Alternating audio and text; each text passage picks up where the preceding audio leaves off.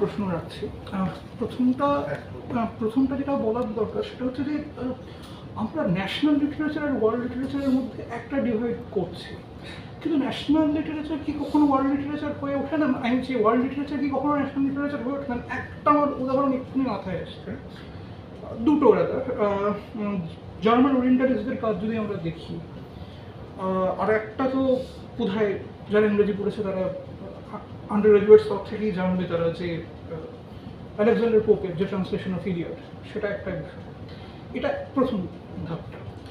দ্বিতীয় ধাপটায় আমার সাথে আপনার একটু মতবিরোধ হওয়ারই জায়গার সম্ভাবনা রয়েছে। আপনি একটু আগে বললেন যে সাবঅল্টার্ন স্টাডিজ আর সেইভাবে কখনো লিঙ্গুইস্টিক্স ল্যাঙ্গুয়েজের তত্ত্বটা দেখেনি। আমি অনুষ্ঠুপের যে মোস্ট রিসেন্ট যে ইস্যুটা, তুমি একটা লেখা রয়েছে, ট্রান্সলেট লেখা, নিশান্ত চোকসি ভদ্রলোকের নাম, icons on icons and indices, সেটাকে বাংলায় অনুবাদ করা। তো ওখানে আমরা বাংলা টাইটেল এক্ষুনি মনে করতে পারছি না, বাট ইংরেজিটা হচ্ছে অন আইকনস অ্যান্ড ইন্ডাইসেস। তো ওখানে উনি কিন্তু মানে যে প্রথম one of the earliest writings of Ranajit Guha, the prose of counter insurgency, সেখানে যেটা অনেক সময় অন্য আরেকটা যে পুরো যে আরেকটা যেটা বই, যেটাও হুল রিভোল্ট নিয়ে, যেটা সেটা সামটাইমস তার সাথে এটা খানিকটা এক্লিপসড হয়ে যায় সেই বইটার জন্য। তো সেখানে কিন্তু রণজিৎ গুহ মূলত যেটা করছেন, he is basically analysing some narrative biases that was there in the official documents. তো এই জিনিসটাকে এবার, হ্যাঁ, সেটা আপনি বলতে পারেন যে পুরোপুরি লিঙ্গুইস্টিক্সের স্তরে যাচ্ছে না, সেটা একটা হিস্টোরিক্যাল ন্যারেটিভ বায়াসকে আনকভার করছে। সেই অ্যাসপেক্টে কি আপনি বলবেন না যে সে মানে বলেননি? হ্যাঁ, এবার একটা আপনার মতের সপক্ষে যদি আমি একটা যুক্তি যদি দিই, তাতে একটা জিনিস দাঁড়ায় যে হ্যাঁ, রণজিৎ গুহ এই বিষয়টা নিয়ে ভবিষ্যতে নিয়ে পরে খুব বেশি আলোচনা করেননি, এবং সাবঅল্টার্ন স্টাডিজের সেই হিসাবে যদি গ্রুপটাকে বলি, সেটাকেও সে কোনোভাবে এই এসেটাকে নিয়ে অত ভাবনা চিন্তা করা হয়নি। এবং নিশান্ত চোকসির এই লেখাটা তার প্রাইমারিলি এই জিনিসটা নিয়েই বলে। না, এইটা আমি আপনার সঙ্গে মানে আপনি ঠিকই বলেছেন, আপনি ভুল বলেননি। প্রোজ অফ কাউন্টার ইনসার্জেন্সি যদি দেখেন, ওটা বেসিক্যালি হচ্ছে যে একটা স্ট্রাকচারালিস্ট অ্যানালিসিস। হ্যাঁ, যে মানে রণজিৎ গুহর ওই সময়ের কাজে স্ট্রাকচারালিজম, ফ্রেঞ্চ স্ট্রাকচারালিজমের একটা তো খুব বড় ভূমিকা ছিল, যার ফলে ওই ওনার বিখ্যাত যে বইটা এলিমেন্টারি অ্যাসপেক্টস অফ পেজেন্ট ইনসার্জেন্সি, আপনি দেখবেন যে ওইখানে মানে হিস্টোরিক্যাল আর্কাইভটা ওনার মানে মূল পাঠের মধ্যে টেক্সটের ভিতরে রয়েছে, কিন্তু ফুটনোট অর্থাৎ পাদটিকা যদি দেখেন, যে একটা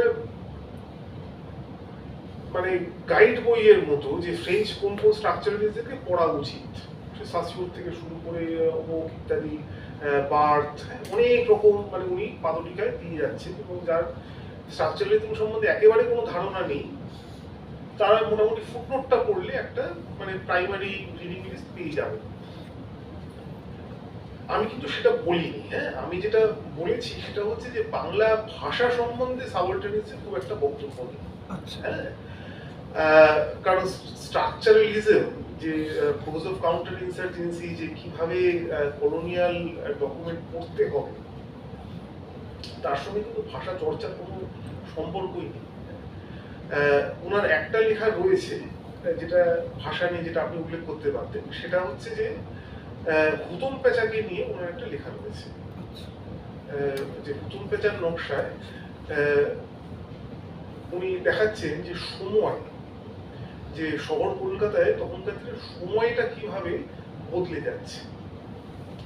এবং এই লেখাটা যদি বাকিরা কেউ পড়ে, আমি একটা উদাহরণ দিয়ে এটা বোঝাই। সেটা হচ্ছে যে মাঝে মাঝে ওই যে কামানের তোপের আওয়াজ, হ্যাঁ, ঘন্টা পড়ছে, তোপের একটা আওয়াজ পড়ছে, হুতম সেটা বর্ণনা করছেন, এবং সেটা মানে আখ্যানটার মধ্যে অর্থাৎ ন্যারেটিভটার মধ্যে যে ওইটাই এক ধরনের মানে সিজুরা অর্থাৎ সমাপ্তি বা এটা ঘোষণা করছে। কারণ বাকি মানে বাকি যেই ন্যারেটিভ, যে সেটা কিন্তু মানে মোটামুটি মানে তার বৈচিত্র্য অসাধারণ, এবং তাতে হাজার রকম মানে বিভিন্ন শ্রেণীর মানুষ, তাদের ঘটনাবলী, তাদের বিচিত্র কার্যকলাপ ইত্যাদি ইত্যাদি। তো রণজিৎ গুহ ওই আলোচনাটায় দেখাচ্ছে যে এই বাকি সময়গুলো হচ্ছে যে নেটিভদের সময়, যেটা আমরা মাঝে মাঝে বলি না যে বাঙালিরা দেরি করে সব জায়গায় এসে পৌঁছায়, যে সেই জাতীয়। কিন্তু ওই তোপের আওয়াজ বা ঘন্টার আওয়াজ, যে ওর ফলে একটা কলোনিয়াল টাইম, যে সকাল 8টার সময় আপনাকে দপ্তরে পৌঁছাতে হবে, যে ওইটা কিন্তু চাপিয়ে দেওয়া হচ্ছে। এবং এই দুই ধরনের সময়ের একটা সংঘাত আমরা নাগরিক সমাজে 19 শতকে প্রথমের কলকাতায় দেখতে পাচ্ছি। সেকাল আর একালের একেবারে। তো এইটা গেল একটা। আর সাহিত্য কি অন্যান্য আলোচনা রয়েছে, যেমন ধরুন দীপেশ চক্রবর্তীর কিছু আলোচনা রয়েছে রবীন্দ্রনাথ নিয়ে, স্পিভাকের কিছু লেখা রয়েছে ইত্যাদি। কিন্তু কম বেশি, মানে আমি কথাটা খোদা অর্থে বলেছিলাম যে খুব মোটা দাগে দেখতে গেলে বাংলা ভাষা বা বাংলা নিয়ে খুব একটা কিন্তু কাজ নেই। সুদীপ্ত কবিরাজের যেমন একটা কাজ রয়েছে ইংরেজিতে, ওই বঙ্কিমকে নিয়ে, নামটা বলো, ওই আনহ্যাপি কনসিয়াসনেস, বঙ্কিমকে নিয়ে। কিন্তু এই যে আবারও ঘুরে ফিরে যে নামগুলো বললাম, নগর কলকাতা কিন্তু, মানে বঙ্কিম বা কুতুব পেঁচা ইত্যাদি, রবীন্দ্রনাথ, যে এর বাইরে কিন্তু ধরুন এই যে যতীন সরকারের যে উল্লেখ আপনি কিন্তু সাবঅর্ডিনেট স্টাডিতে মানে আমি পাইনি অন্তত। স্পিভাক একেবারে শেষের দিকে ফরহাদ মজারকে নিয়ে কিছু কাজ করেছে, যেটা আমি ডক্টর দাসকে একটু আগে বলছিলাম, ওইটা একটা ব্যতিক্রম। এটা গেল এক। আর প্রথম যে ওইটা আর বড় ইন্টারেস্টিং প্রশ্ন, যে জাতীয় সাহিত্য আর নাগরিক সাহিত্যের ক্ষেত্রে, তো এই সরি আবার নাগরিক বলতে বলতে বিশ্ব সাহিত্যের ক্ষেত্রে একটা উদাহরণ হতে পারে যে ল্যাটিন আমেরিকার যদি সাহিত্যটা দেখেন, যে ল্যাটিন আমেরিকার একটা মানে ওখানকার যারা ইতিহাস রচনা করছে, সাহিত্যের ইতিহাস, তাদের একটা বক্তব্য ছিল যে 20 শতকের শুরু অব্দি যে ওদের লেখা, স্প্যানিশে লেখা, ইউরোপে খুব সিরিয়াসলি নিত না। এবং সবাই বলছেন যে না, এইটা খুব কৃত্রিম লেখা, এটা মনে হচ্ছে যে একটুখানি মানে বানোয়াট বানিয়ে লেখা হয়েছে, যে গল্পের কোনো মাথা মুন্ড নেই। কিন্তু 1950-এর দশকে ওই 4-5 জন, যাদের নাম এখন আমরা সকলেই জেনে গেছি, মার্কেজ, কোর্তাজার, রুলফো ইত্যাদি ইত্যাদি, যে তাদের লেখা হঠাৎ করে অনুদিত হলো ইংরেজিতে, এবং পরবর্তীকালে বুম জেনারেশন ইত্যাদি, তারপরে তো এখন বাংলাতেও এই ধরনের সব লেখার অনুবাদ হয়ে গেছে। তো ওইটা এখন বিশ্ব সাহিত্যের মানে মর্যাদা প্রাপ্ত।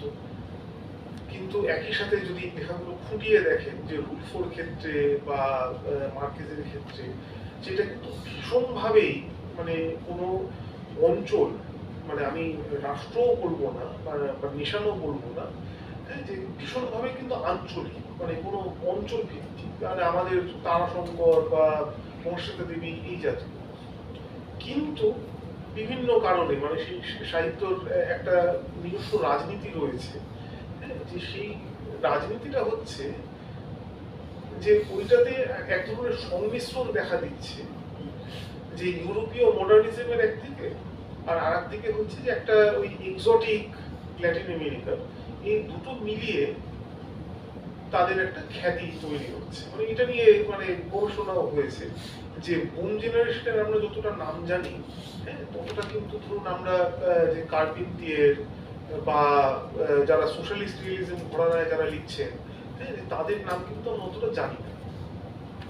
বা মার্কেজ নিজেই, যে মার্কেজের মানে রচনার শৈলী যতটা আলোচিত, মার্কেজের রাজনীতি কিন্তু অতটা আলোচিত নয় বা বিশ্বখ্যাত নয়।